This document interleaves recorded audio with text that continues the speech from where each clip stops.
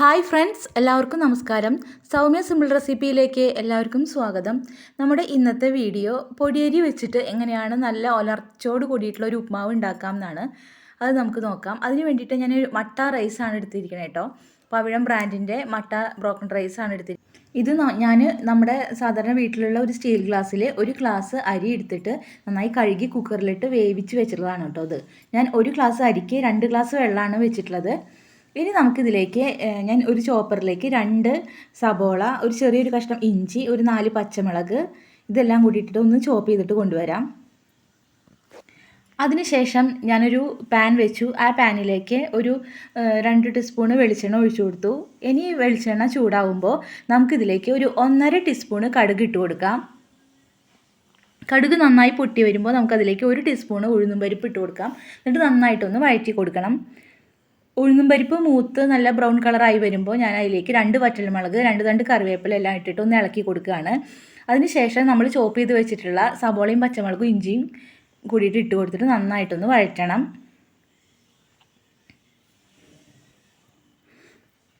ഇനി ഞാൻ ഇതിലേക്ക് 1 ടീസ്പൂൺ ഉപ്പും കൂടി ചേർത്തിട്ട് നന്നായിട്ടൊന്ന് വഴറ്റി കൊടുക്കുക.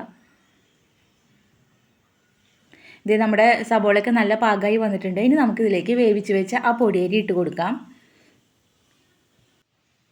എന്നിട്ടിത് നന്നായിട്ടൊന്ന് ഇളക്കി കൊടുക്കണം.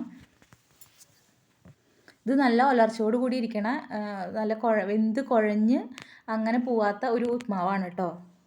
ഞാൻ പിന്നെ അതിലേക്ക് ഒരു 2 ടീസ്പൂൺ വെളിച്ചെണ്ണയും കൂടി ഒഴിച്ചു കൊടുത്തതിന് ശേഷം നന്നായിട്ടൊന്ന് ഇളക്കി കൊടുക്കുക.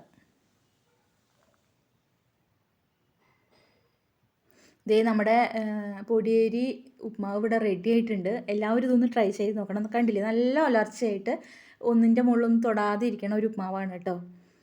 ഇനി ഞാൻ ഇതിലേക്ക് ചേർത്ത് കൊടുക്കാൻ പോകുന്നത് ഒരു 3 ടീസ്പൂണ് നാളികേരമാണ്. ഇത് ഓപ്ഷനിലാണ്, ഇഷ്ടമുള്ളവർക്ക് ഇതിടാം. ഇത് ഇട്ടില്ലെങ്കിലും കുഴപ്പമൊന്നുമില്ല. ഇവിടെ എനിക്കത് ഇഷ്ടമായതുകൊണ്ട് ഞാനത് ഇടണതാണ് കേട്ടോ. ഇനിയിത് ഇതുപോലെ നന്നായിട്ടൊന്ന് നാളികേരം ഇട്ടതിന് ശേഷം നന്നായി ഒന്ന് മിക്സാക്കി കൊടുക്കുക. ഇത് ചെയ്യുമ്പോൾ എപ്പോഴും നമ്മൾ സിമ്മിലിട്ടിട്ട് വേണം കേട്ടോ ചെയ്യാൻ. എന്നിട്ട് ഒരു 2-3 സെക്കൻഡ് അങ്ങനെ തന്നെ ഇരിക്കട്ടെ. ഇതാ നമ്മുടെ പൊടിയേരി ഉപ്മാവ് റെഡി ആയിട്ടുണ്ട്. എല്ലാവരും ഇതൊന്ന് ട്രൈ ചെയ്ത് നോക്കണം. ട്രൈ ചെയ്തിട്ട് ഇഷ്ടമായെങ്കിൽ നിങ്ങളെൻ്റെ ചാനലൊന്ന് സബ്സ്ക്രൈബ് ചെയ്യണം.